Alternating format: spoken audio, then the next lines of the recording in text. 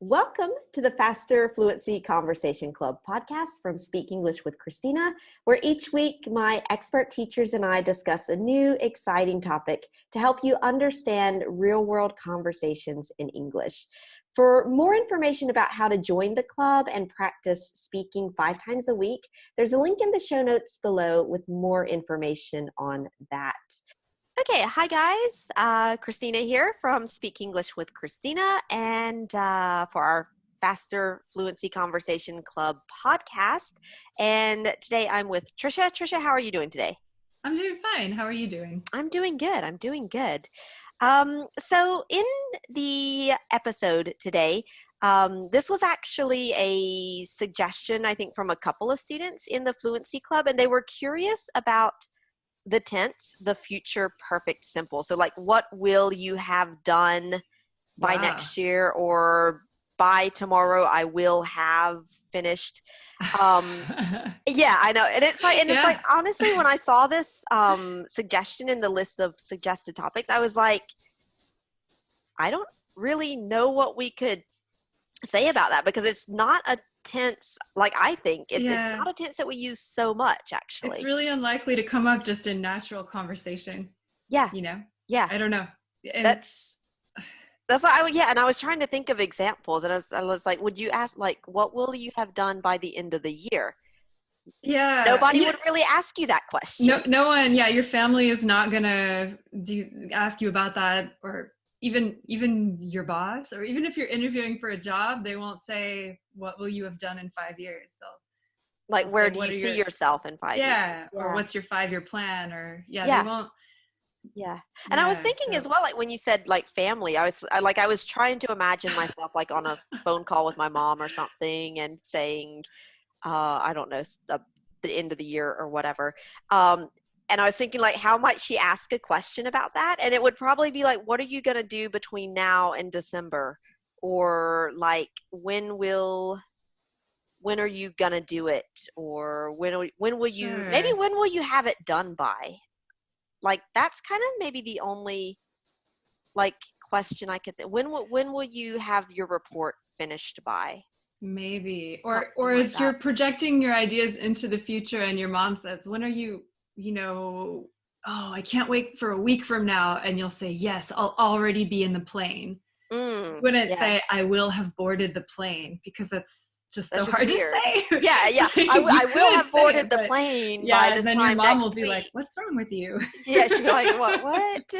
You're speaking like a person who doesn't speak English, or, like that's kind of like, I almost feel like it's a tense that is so much, or like so little used in a most natural, and like a lot of natural speech, that it's kind of the thing that makes you sound almost a little unnatural, because it's like correct. Like if you call someone on the phone and you say, or somebody calls you and they say, oh, can I talk to Christina? And you say, this is she. Mm-hmm. Even though they taught us to say that when we were children, at least, when I was a child, because technically it's grammatically correct, but it sounds so weird that I'll do anything I can to avoid saying it. Yeah. Or I'll just say, it's me. Because now I don't care. Yeah, you're just like, it's me, whatever. It gets the message across. It's, and I'm just trying to like always think of some of examples. And I think really the only kind of real world natural example that's coming to my mind here is like in a work context, and you're asking somebody like when they will have finished a project or a report. Like, when do you think you'll have that done by? But it's so much more direct to just say, when are you going to finish that? When will that be finished? Or when will it be ready? I can imagine a journalist, maybe in the news, maybe in some kind of language that's somewhat more formal. A bit more formal, It's not weird to hear a journalist perhaps say things that are a little bit more formal.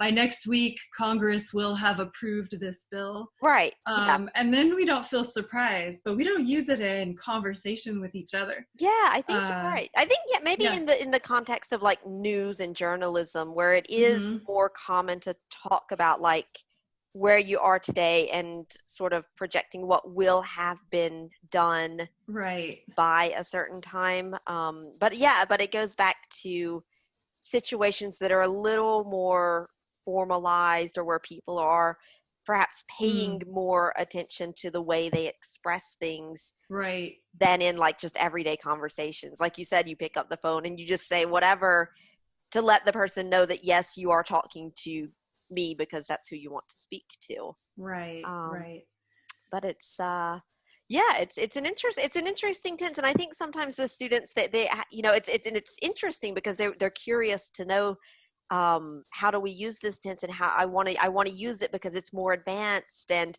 but I think also that the more advanced stuff, it is perhaps more advanced because we don't use it that because it's often. rarely used. Yeah. Right, that's why you learn it last, not because it's so hard, but just because you don't run You're not into going it to very often, use it that often. so yeah. Okay. I think if you can recognize it and know what it means, but Yeah. know that you don't actually have to use that necessarily, right. unless you're a news anchor, and even then you could probably write your probably get scripts away out with, in advance. yeah. But yeah, I think that's a good point. Just be able to like recognize that it means like, we're here today, we're looking into the future, and we want to know what will have been accomplished by that time in the future. But I think in terms of like expressing that notion in conversation, like we said, it's when will it be ready? When are you going to do this? Just some of the more basic future tenses, I think, are pretty sufficient. Yeah. Yeah. Interesting talking about grammar always. Right. All right. Well, thanks a lot, Trisha, for sharing some ideas, and I'll talk to you soon. All right. Thank you. Thanks. Bye. And you guys, thank you for listening to the Faster Fluency Conversation Club podcast. And remember, if you want to become confident and fluent faster by practicing speaking about these topics, you can join the club and get up to 20 hours of speaking practice every month, plus all the resources for less than the cost of a cup of coffee per day. And the link to join the club is in the show notes. Thanks for learning with Speak English with Christina. See you next time.